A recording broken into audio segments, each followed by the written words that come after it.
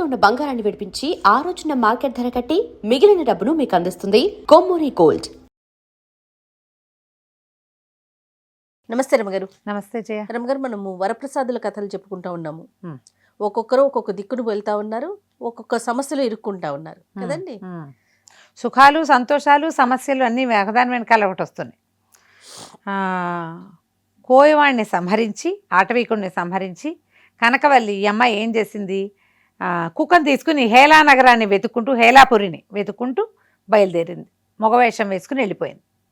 మూడోవాడి కథ చెప్పుకుందాం ఇప్పుడు. మూడోవాడు ఎవరు? ఈ వరప్రసాదుల్లో ప్రవరుడు. ఇతను బ్రాహ్మణుని కుమారుడు, పురోహితుని కుమారుడు. ఇతను నడిచి నడిచి బయలుదేరాడు. ఈ చెట్టు ఎక్కాడు. అదే 4వ బ్రాంచ్ ఎక్కాడు కదా, 3వ బ్రాంచ్ మర్రి చెట్టు తాలూకు 3వ శాఖ. ఇక వెళ్ళగా వెళ్ళగా వెళ్ళగా వెళ్ళగా వెళ్ళగా ఒక నిర్జనంగా ఉన్న ఒక అడవి ప్రాంతంలోకి వెళ్ళాడు. వెళ్తే ఆ అడవిలో దొంగలు ఉన్నారు. ఇతని దగ్గర వీళ్ళు గుర్రం వేసుకుని బయలుదేరాడు. గుర్రము, కత్తిడాలు, ఒంటి మీద ఉన్న నగా నాణ్యం, కొంచెం అలంకారాలతో ఉన్నారు కదా వీళ్ళు. ఒక రాజుగారికి దేవతా వస్త్రాలు ఇచ్చి ఆయన దగ్గర నుంచి నగా నట్ర బాగా సంపాదించుకున్నారు వీళ్ళు. ఆ మొత్తం నగలు ఒలిచేసుకున్నారు. ఒలుచుకున్నాక ప్రవర్తన ఇక పోగొట్టుకోవడానికి ఏమీ లేదు. ఒట్టిగా మన ఇంకెవరేం చేస్తారు? అవును, ఇక ఏమీ లేవు, ఆయుధాలతో సహా అన్నీ పోయినాయి. అట్లా నడుచుకుంటూ నడుచుకుంటూ వెళ్ళాడు. మధ్య మధ్యలో దొరికిన కాయా కసురు తిన్నాడు. ఏవో ధర్మశాలలు ఉంటే ఎక్కడో చోట భోజనం చేశాడు. చివరికి ఒక నగరాన్ని చేరుకున్నాడు. చేరుకుంటే ఈ నగరంలో ఒక గుర్రపు శాల ఉంది, కోట గోడని ఆనుకుని.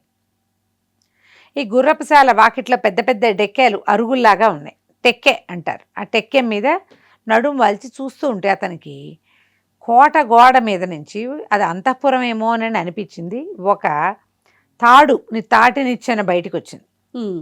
అతను అట్లా చూస్తున్నాడు, ఏంటి నిచ్చెనేసారు పైనుంచి అని. ఆ నిచ్చెన మీద నుంచి ఒక 18-19 ఏళ్ళ అమ్మాయి, 17-18 ఏళ్ళు ఉంటాయి, చక్కగా ఉంది, దూరం నుంచి చూడడానికే. ఆ తాటి నిచ్చెన మీద నుంచి కోట గోడ మీద నుంచి దిగేసింది. చూస్తూనే ఉన్నాడు. ఇంచుమించుగా అర్ధరాత్రి అయింది, ఒక 12:30 అట్లా అయిపోయింది. ఈ కోటకు చుట్టూతో అక్కడక్కడ దీపాలు ఉన్నాయి, ఆముదం దీపాలు. ఎక్కడి నుంచి అయితే ఈ అమ్మాయి దిగిందో అక్కడ కనుచి ఇక్కటే ఉంది, చిన్న కను వెలుగు ఉంది తప్ప ఎక్కువ వెలుగు లేదు. ఇతనికి ఏమనిపించింది, దీని మించి దిగుతున్న ఈ అమ్మాయి తన వైపే నడిచేస్తున్నట్టుగా తోచింది. ఓకే, చకచక వచ్చేసింది దగ్గరికి, వీపీ తట్టింది, పద వెళ్దామంది. ఏమిటో తెలియలా, ఏం చెయ్యాలి తెలియలేదు. సరే పద అంది కదా, కపుక్కున్న లోపల నుంచి 2 గుర్రాలు చేత్తో పుచ్చుకొచ్చింది. లోపలికి వెళ్ళింది, యువతలు కట్టేసున్న 2 గుర్రాలని పట్టుకొచ్చింది. ఎక్కువ వెళ్ళిపోవాలి, సమయం మించిపోతుంది. అది ఈ అబ్బాయి ఎక్కేశాడు, అమ్మాయి ఎక్కేసింది. 2 గుర్రాలు దౌడు తీసుకుంటూ వెళ్ళిపోయింది. ముందుకు వెళ్ళాక ఇక ఇట్లా ఈ అర్ధరాత్రి 12 అయిందిగా, ఇక తెల్లవారేదాకా దౌడు తీస్తూనే ఉన్నారు. మధ్యలో ఒక 4 గంటలు అట్లా పొద్దు వస్తుంది కదా, పొద్దుపడుపు, ఇది మన వెనముద్దలాగా వస్తాడట, వేగుచుక్క పొడుస్తుంది. పొద్దు పడవటం అనరు దాన్ని, వేగుచుక్క పడవట, చుక్క పొడుపు. ఈ చుక్క పొడిచే సమయానికి అమ్మాయి ఏం చెప్పిందంటే, అసలు నాకు ఎట్లాంటి ముఖ్యమైన పని వచ్చిందో తెలుసా, ఎక్కడి నుంచోట ఒక గణికా శిరోమణి వచ్చింది, ఆవిడ చాలా గొప్ప నాట్యగత్తట, ఆవిడని పరీక్షించమన్నారు మా నాన్నగారు, నేను తలనొప్పి అని తప్పించుకున్నాను, నీకు భలే అదృష్టవంతుడు, నువ్వు ముందే వచ్చి పడుకున్నావు అన్నది. ఈ ప్రవరుడికి ఏం చెప్పాలో తెలియదు, అదేమిటో తెలీదు ఇతనికి. అని ఏదో గొంతు సవరించుకున్నాడు. ఈ అబ్బాయి ఏం చెప్పాడో ఆ అమ్మాయి వినలే. ముందుకు వచ్చేసారు. తెల్లవారేసరికి ఆ అమ్మాయి తెలుసుకుంది, తను ఎవరితో వచ్చానని భావిస్తుందో ఆ వాడు ఈ వాడు కాదు.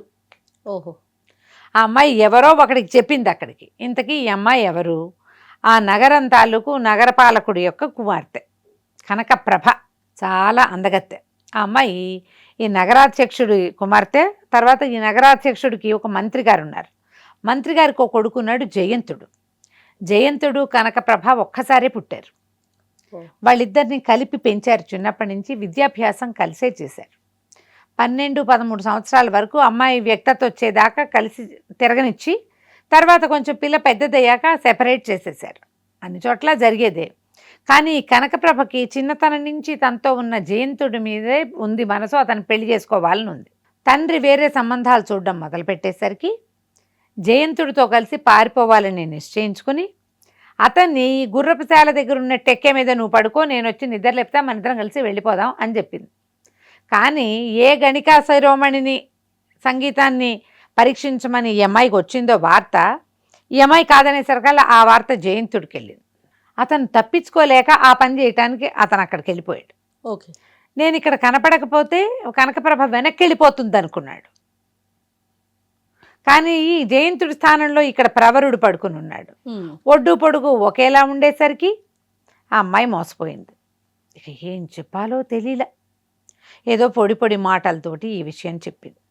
అవును కాదు అనాలో లేదో తెలియటల్లా. వీళ్ళు లెక్క ప్రకారం ఏమిటి, గుర్రాలు వేసుకుని వచ్చేసి ఒక నౌక ఎక్కి వెళ్ళిపోవాలి అక్కడి నుంచి.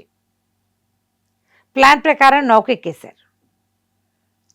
ఎక్కితే బాగానే ఉంది, ఇప్పుడు వెనక్కి వెళ్ళాలా? తెల్లవారేసరికల్లా రాణి యువరాణి లేదని తెలిసిపోతుంది. నాదో రాలేదు కాబట్టి ఎవరితోటో వెళ్ళిందని జయంతుడు అనుకుంటాడు, ఎవరితోటో వెళ్ళిపోయిందని ఉన్నవాళ్ళంతా అనుకుంటారు. ఇప్పుడు వెనక్కి వెళ్తే ఆ ఎవడో చెప్పాలి. అవును. ఇక వెనక్కి వెళ్ళే వీల్లేక కనకప్రభ ఇతనితోటే వచ్చేసి ఆ నౌకలో ఆ అమ్మాయి ధనం పట్టుకొచ్చింది, కొంత వాళ్ళకి డబ్బులు ఇచ్చింది. ఇద్దరూ నిశ్శబ్దంగా లోపలికి వెళ్ళారు. అవన్నీ ఏర్పరచుకుంది ముందే. ఈ అమ్మాయికి ఒక చిన్న దీని లాంటిది ఇచ్చారు లోపల. ఈ నౌకల్లో గదులు ఉంటాయి కదా, ఇతను కూడా ఆ గదిలోకే ప్రవేశించాడు. అనురూపంగా కనపడుతున్నారు, ఎవరు ఏమీ అనుమానించాల. ఆ నౌకలో ఒక ముసలి బ్రాహ్మణ స్త్రీ కనపడింది వీళ్ళకి. ఆవిడ ఈ అమ్మాయిని చూడంగానే పెద్దింటి పిల్లలు ఏముందని ఏదో రెండు మాటలు కలిపి, దిక్కు దివాణం లేదమ్మా, నన్ను చూసుకునే వాళ్ళు ఎవరు లేరు, ఈ ఊళ్ళో ఏముంటానని ఏదో వెళ్దామని ఇట్లా పడవెక్కాను, నన్ను నీతో ఉంచుకో, నీకు అన్నం వండి పెడతా, నీకు పాలు కల్పిస్తా, నీకు జడేస్తానని బతిలాడడం మొదలెట్టింది. కనకప్రభ కూడా ఏమనుకుందంటే, ఇతను ఎవరో పరాయి మగవాడు, ఇతనితో కలిసి ఉండాలి, ఈ మధ్యలో ఒక పెద్దమ్మ ఉంటే కంఫర్టబుల్గా ఉంటుందని భావించి ఆవిడ్ని తనతోటి ఉంచుకుంది. వీళ్ళు ఎక్కిన నౌక హేలాపూరికి చేరింది. ఓహో, పోనీలే. హేలా నగరానికి వెళ్ళారు. వెళ్ళాక పడవ దిగారు. వీళ్ళిద్దరూ ఆడమగ ముసలావిడే కుటుంబంలాగా కనపడుతోంది. తల్లి కూతురు కొడుకు అల్లుడు, లేదా తల్లి కొడుకు కోడలు అట్లా కనిపిస్తున్నారు. ముగ్గురు కలిసి ఊళ్ళోకి వెళ్ళారు. ముందో ధర్మసత్రంలో దిగారు, తర్వాత పక్కన ఏదో ఇల్లు అద్దెకి తీసుకున్నారు. డబ్బు ఉంది కొంత, కానీ రోజులు గడవాలి కదా. ఇతను ఏం చేశాడు, పక్కనే ఒక రత్నాల వ్యాపారి ఏదో కొట్టుంటే ఊరికే ఒక అడుగు అందులోకి వేశాడు. వేసి అతను కొన్ని రత్నాలు పరీక్షిస్తుంటే అది బాగుంది, ఇది బాగుండలేదు అని చెప్పాడు. చెప్పేసరికి ఆయన ఆశ్చర్యపోయాడు.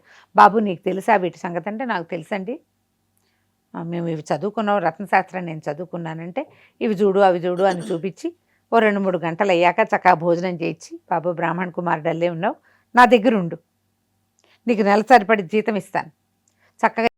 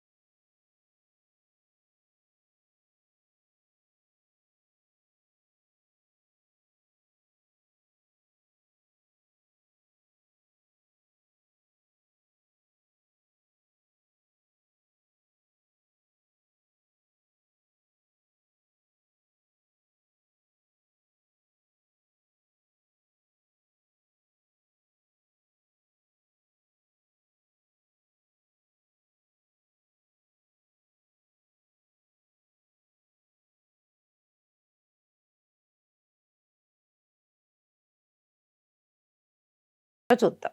తప్పకుండా అండి. నమస్తే. నమస్తే.